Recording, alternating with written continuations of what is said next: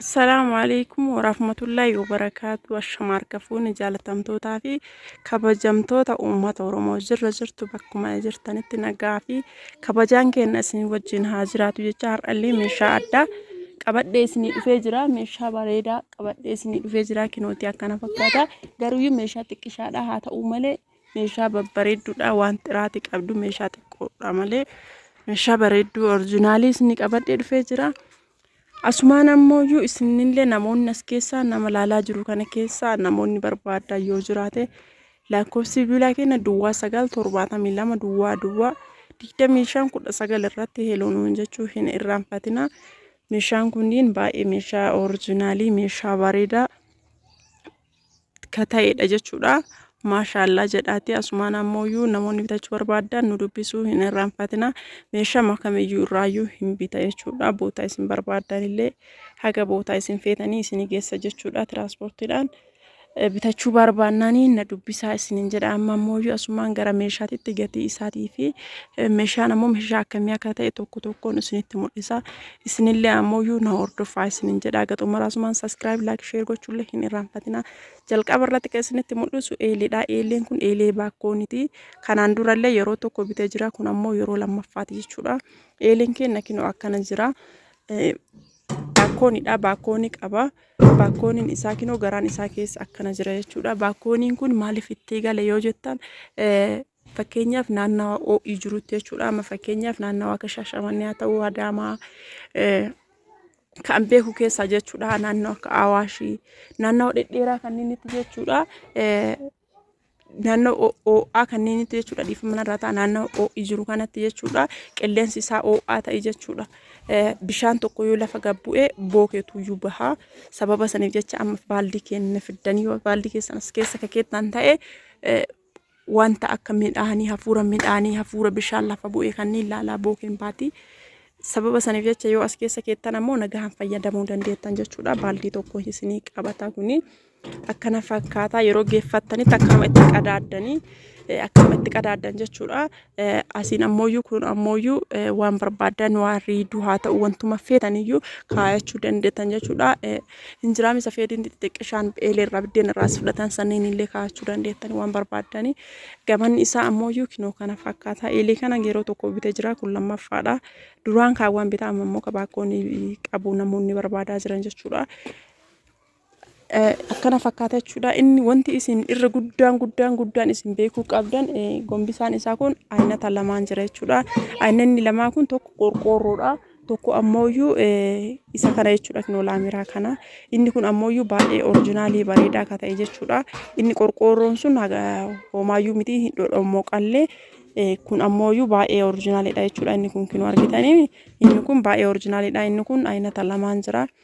Namoonni bitattan isa saniin hin bitatina isinin jedha. Eeleelleen akkana fakkaata. Maashaallah eelee bareedaadha.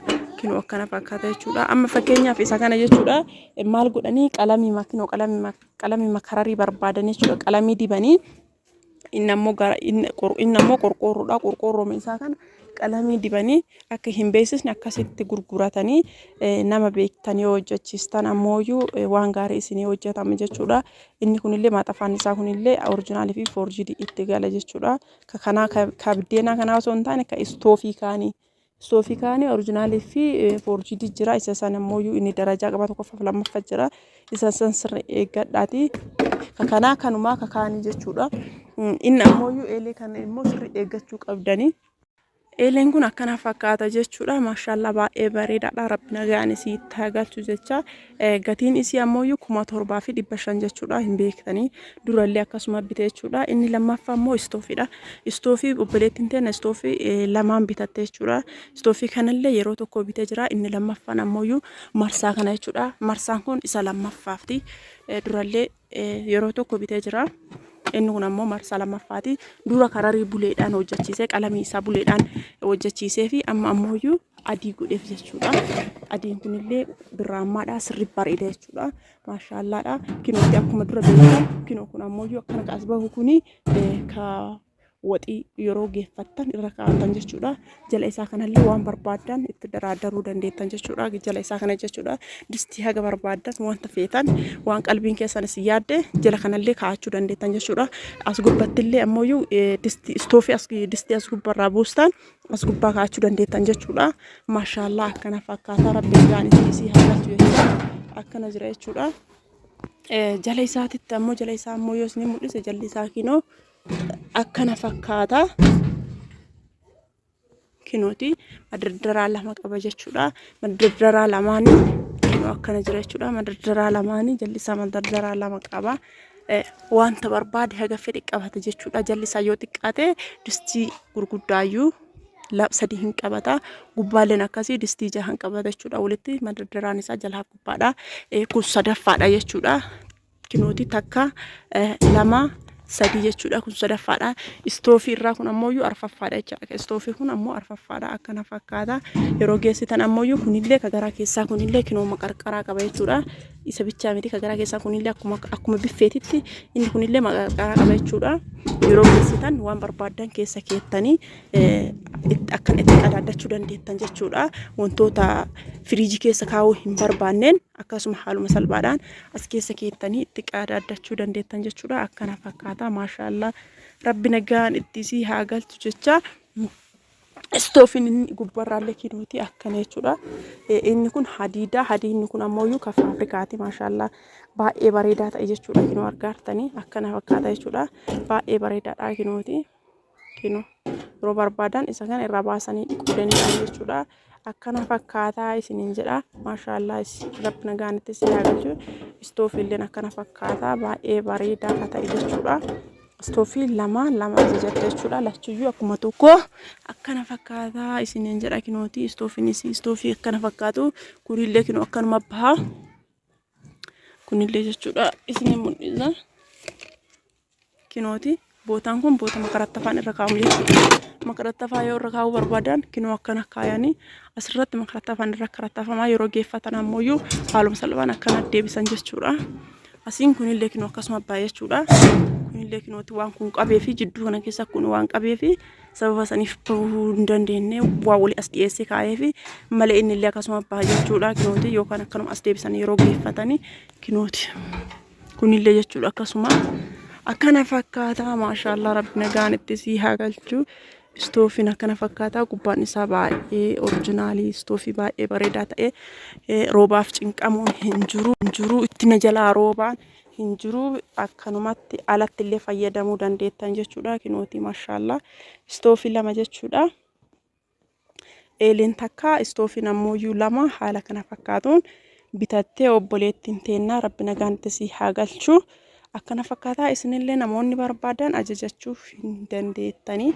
Meeshaa oriijinaalii meeshaa bareedaa nu bira argattanii yeroo geessan haaluma salphaa ta'een akkana itti qaqqadaadan jechuudha. Maashaallah kinooti kinoo akkanuma itti qaqqadaadan jechuudha yoo geessan. Kinooti masakkaan isaa akkana fakkaata.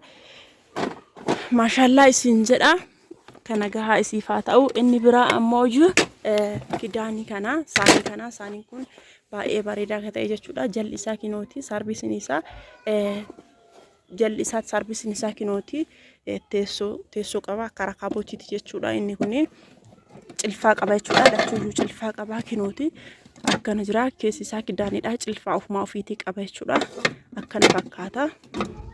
Maashaallah baay'ee bareeda. Ifa manarraa ta'aati gatii istoofii isinitti hin himne. Gatiin istoofii 5,500 jechuudha. Istoofiin tokko jechuudha. Lamaan isaa 11,000 ta'a jechuudha.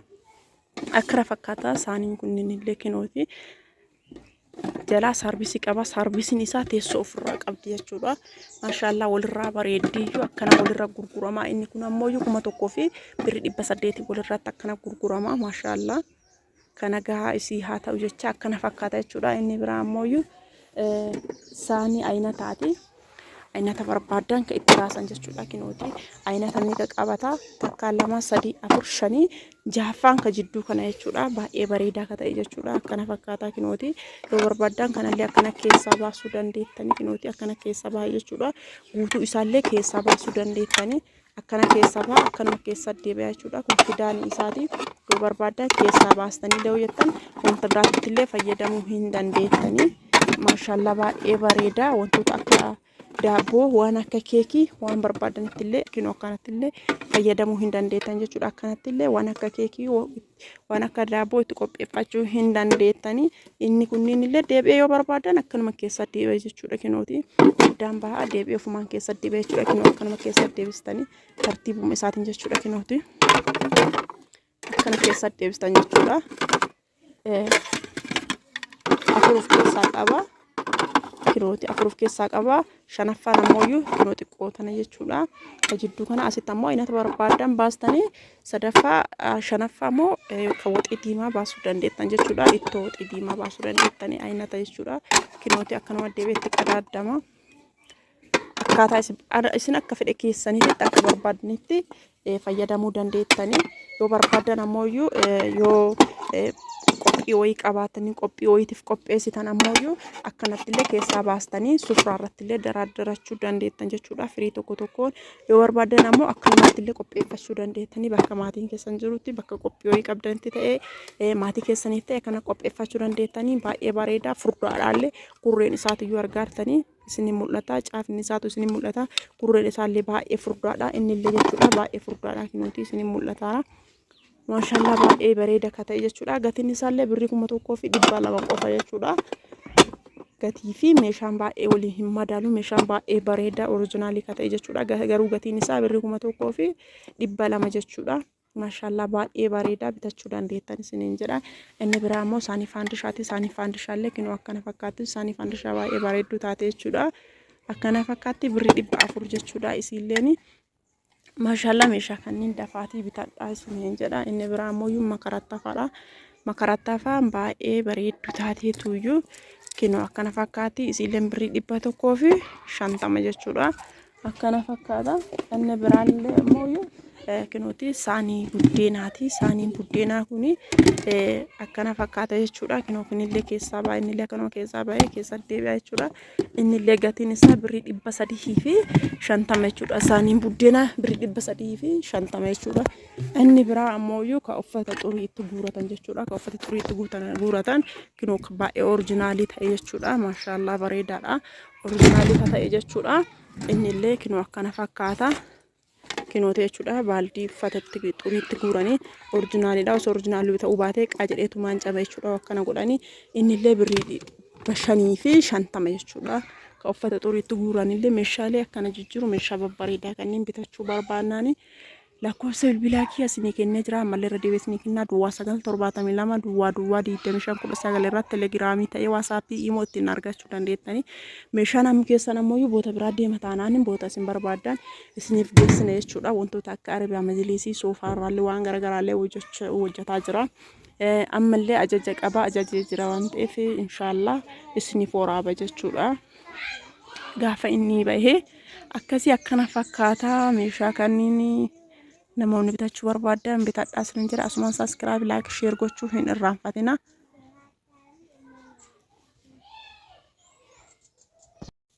Assalamualaikum warahmatullahi wabarakatuh. Sanyii qaalii jirta akkam nagaa keetii fayyaan kee akkaanii baadaan dalagoo maal fakkaatti kinooti isin jedha. Saanii kan kee kinoo siibitee jira akkana fakkaatti kinooti aynata 5 keessaa qabdi. 5 kinoo keessaa yaa'ellee kinooti akkanatti waan akka daabboo diifootiif waan akka keekillee irra qopheeffachuu dandeetta. Yoo barbaadde ammoo isa kanniinillee addatti illee itti fayyadamuu dandeetta jechuudha. Yoo barbaadde ammoo akkana keessa deebisteellee ittiin fayyadamtaa kinooti. Maashaallah siibitee jira qaayinataati jechuudha. Qaayinataa kanaan jette haala kanaan siibitee jira.